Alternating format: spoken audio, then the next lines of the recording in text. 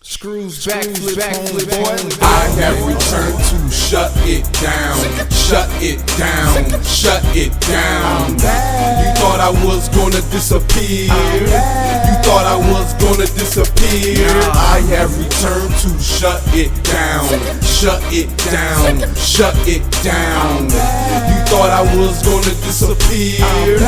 You thought I was gonna disappear. Okay. What's that? Well, I'm going to talk about this since we're here.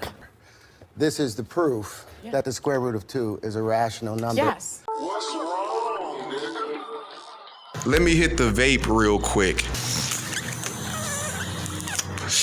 All right, man, I think Terrence Howard was on to something.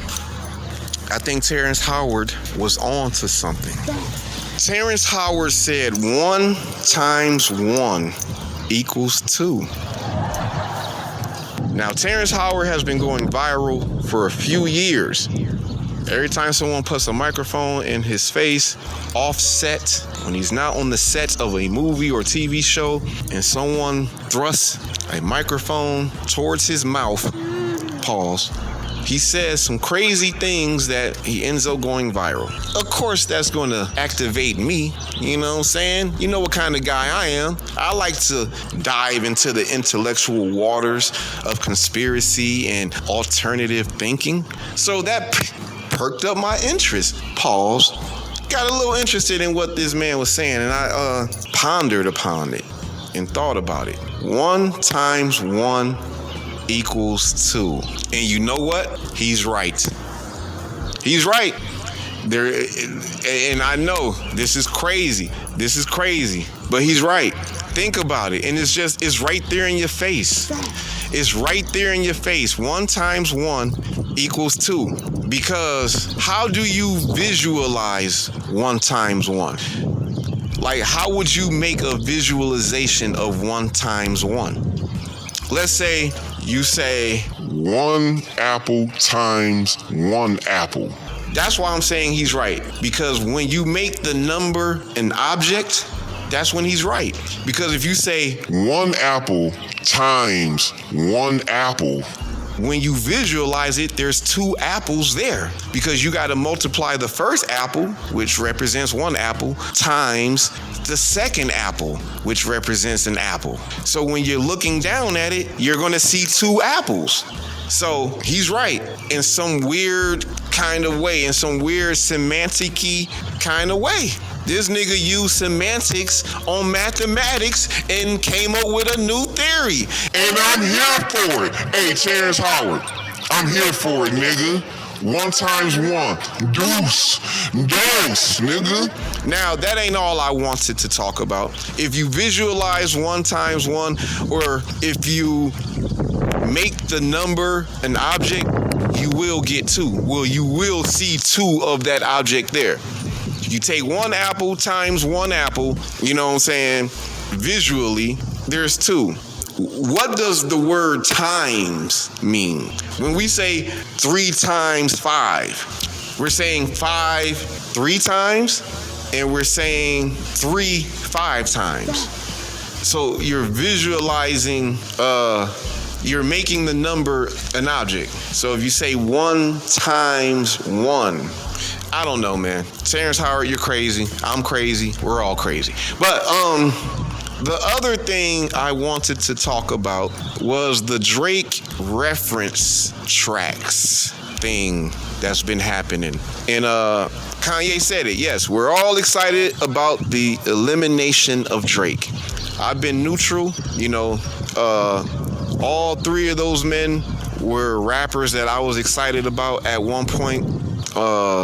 I blame Jay-Z, nigga. Let's get to the point. I blame Jay-Z for all this reference track bullshit that's going on. We gotta blame Jay-Z. Here I am quoting Nas, but this is why we gotta blame Jay-Z. And I'm gonna use a Nas quote to emphasize my point. How many of Biggie's rhymes are gonna come out your fat mouth? or however he said it, your fat lips or whatever he said. How many of Biggie's rhymes are gonna come out your black mouth, Jay-Z? That's who I blame. Jay-Z made it cool to use other people's lyrics. I ain't saying he's the first, but he made it all right. He said, I use a Biggie verse, I'm only bigging up my brother.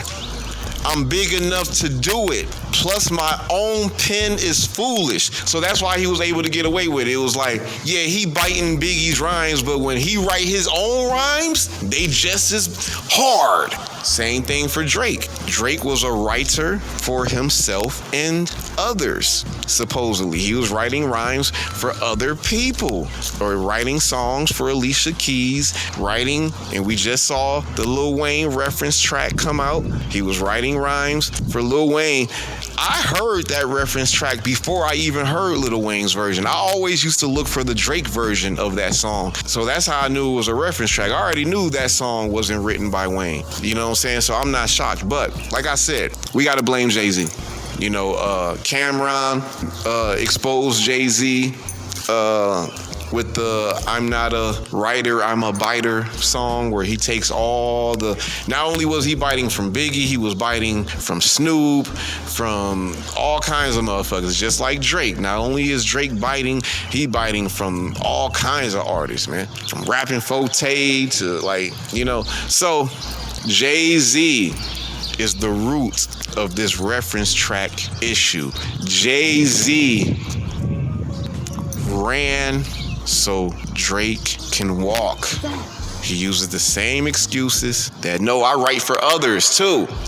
And then the fans are using excuses like, oh, well, it's not the rappity rap songs. Nigga, a rapper shouldn't, like, then don't come out with songs like that. If you want to be considered a rapper, you shouldn't be making swag songs. If you got to call P&D, then you're not a rapper. These guys are singers and, like, note hitters, and they scatting. That's like motherfucking Styles P calling Young Thug for the vocals. Young Thug, I need to swag out on this beat. Give me a reference. No, if you're a rapper, you got no business making those kind of songs anyway. You know what I'm saying? That's why I don't consider Drake a rapper.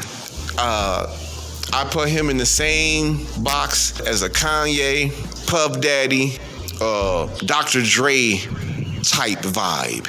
Michael Jackson, where, you know, other people was writing songs for him. R. Kelly wrote You Are Not Alone.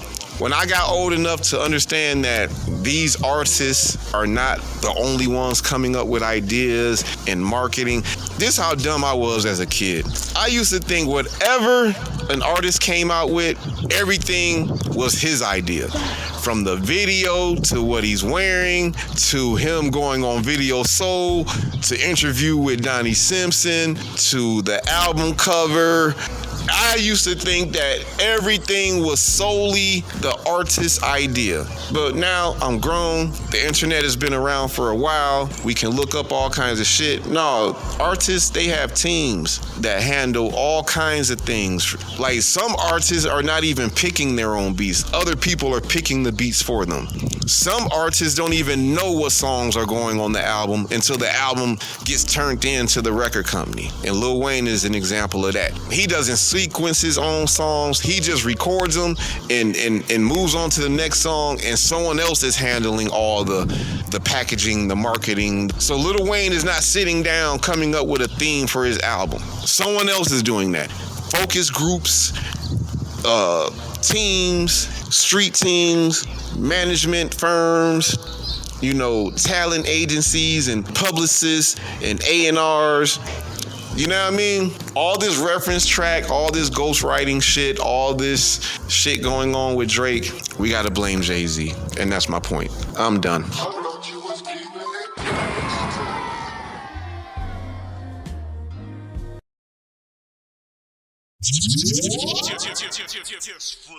Skrewz, Backflipz, boy. I have returned to shut it down, shut it down, shut it down. You thought I was gonna disappear. You thought I was gonna gonna disappear. I have returned to shut it down.